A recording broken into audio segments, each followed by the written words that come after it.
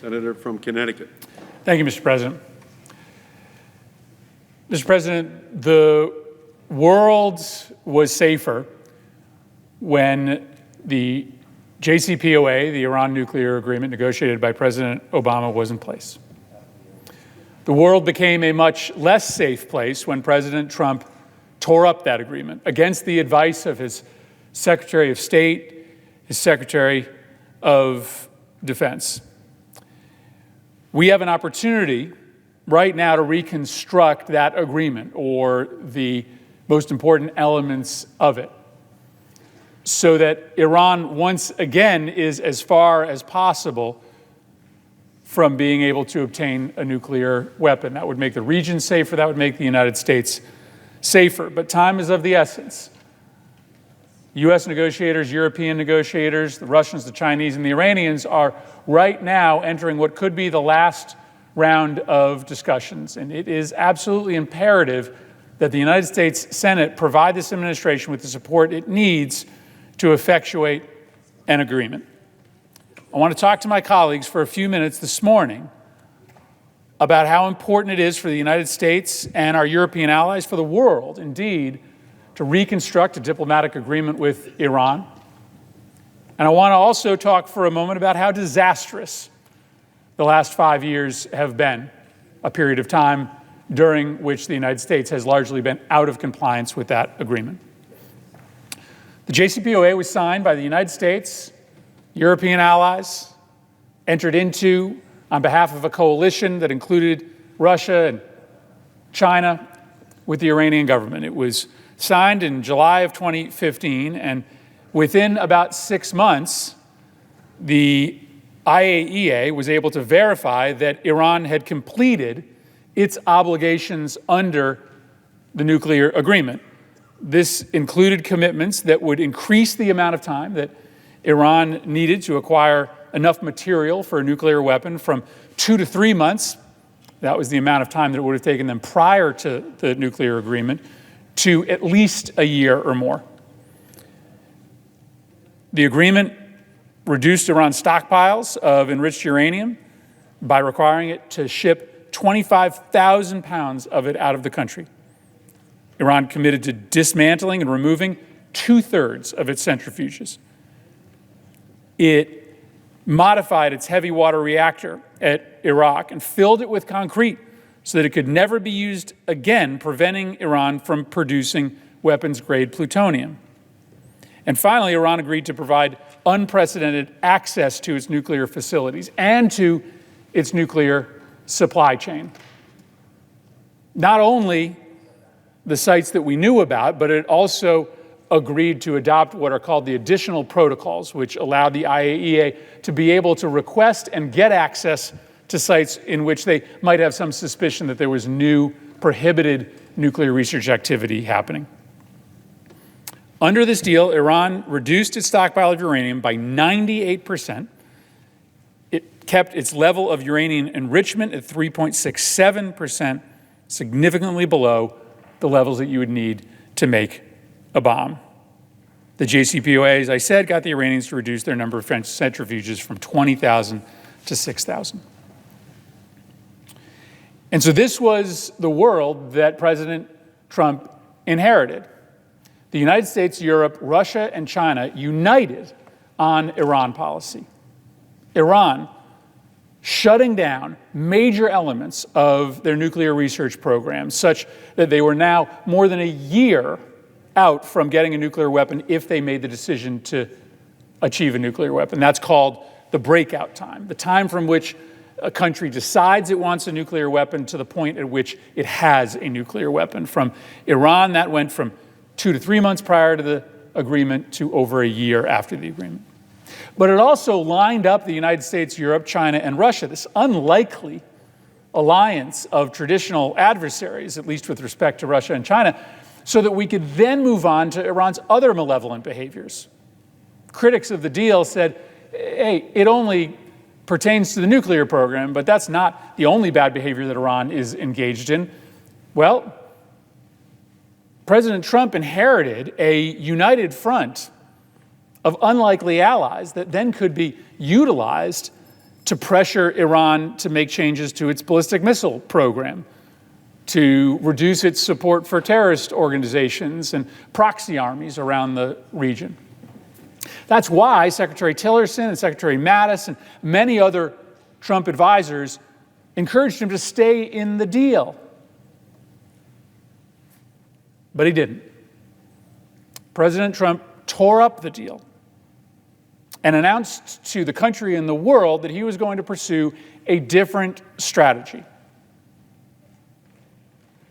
Critics of the JCPOA said that President Obama shouldn't have entered into an agreement.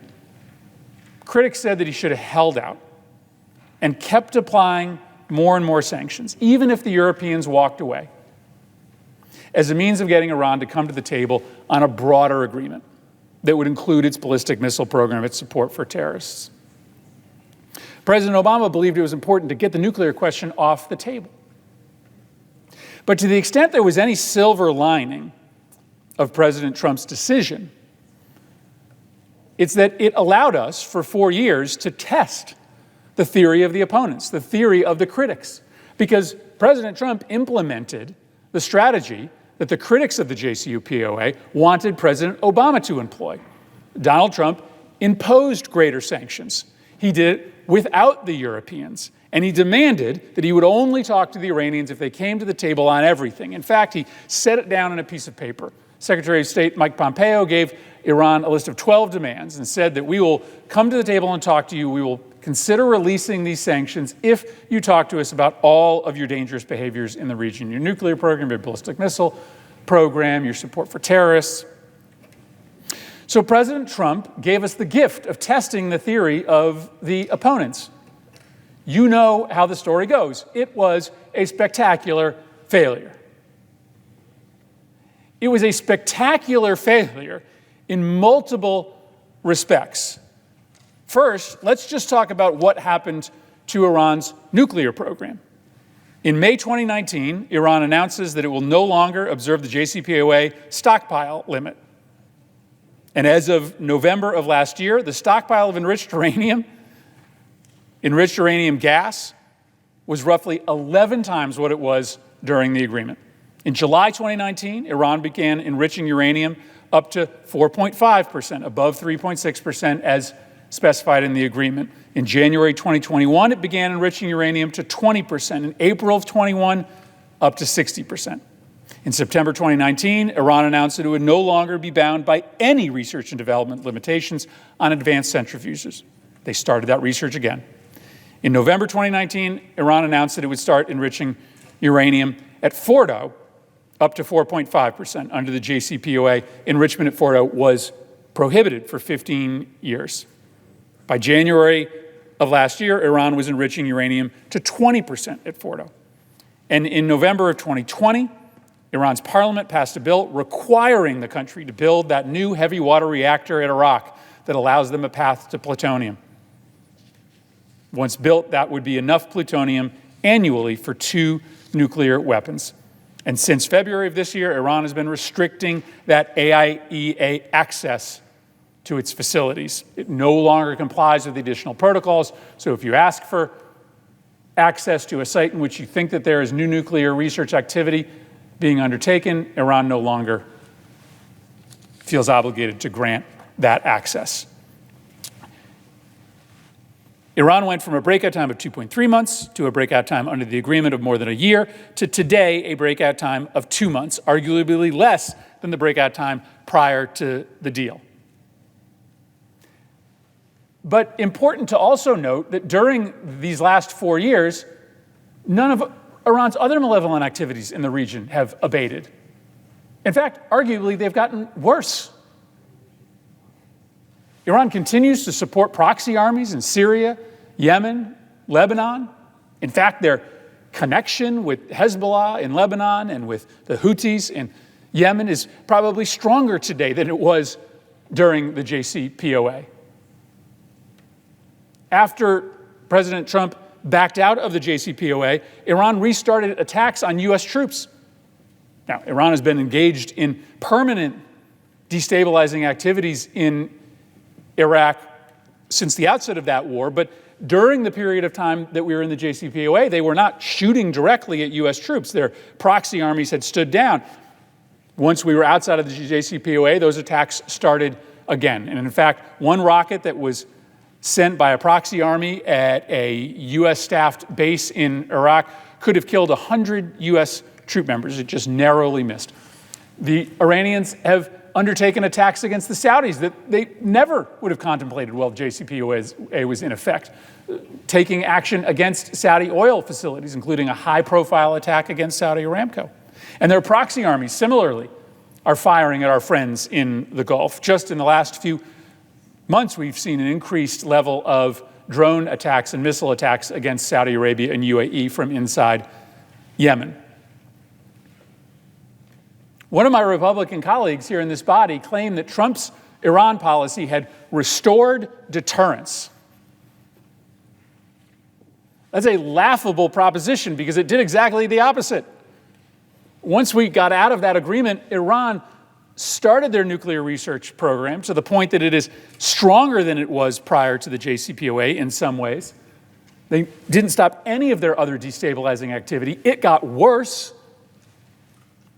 And they didn't come back to the table. The whole point of the critics of the Obama policy was that if we had just kept on applying sanctions, Iran would come to the table on everything. Trump tried it. It didn't work. Iran didn't come to the table on anything. Their actions in the region, their actions against the United States, their nuclear research program just got more serious and worse. Listen, diplomacy is not weakness. Newsflash, occasionally there are diplomatic agreements that are in the best interests of the United States, and the JCPOA was inarguably one of them. The data tells a clear story. Iran wasn't a good actor during the JCPOA. They were still engaged in all sorts of deleterious activity. But Donald Trump inherited the ability to use that coalition that was built to build the JCPOA to take on that other activity. He inherited a nuclear research program which was controlled, and he threw it all away.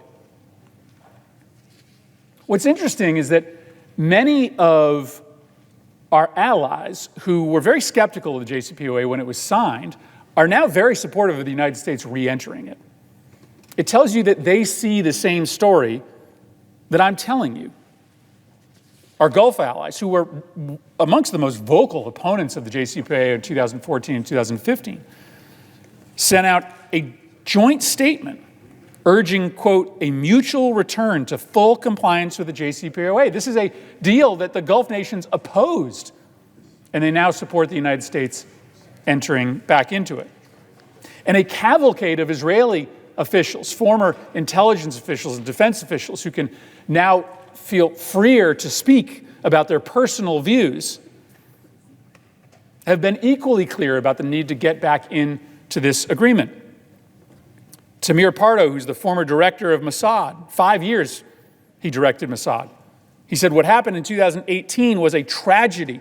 It was an unforgivable strategy, a fact that Israel pushed the United States to withdraw from the agreement 10 years early. It was a strategic mistake. Amos Yadlin, who's the former chief of the IDF military intelligence unit, a job he held for 4 years, he said, if we want to be honest, what postponed Iranian progress towards achieving nuclear weapons was the nuclear agreement, not military action. Iran's closer now than they've ever been before, and that's because of the very wrong policy of withdrawing from the agreement. Gadi Eisenkot, former IDF chief of staff, says the fact that the U.S. withdrew in 2018 from the deal released Iran from all restrictions and inspections in the deal. Even if there were holes in the agreement, it brought Iran to the most advanced position today with regard to its nuclear program. And so many of our friends in the region see the need to get back into this agreement. The status quo is not acceptable. Now, it's not going to be easy because there are elements of Iran's progress in nuclear research that are difficult, if not impossible, to undo, given how much new research, how many advanced centrifuges they have built since President Trump left the agreement.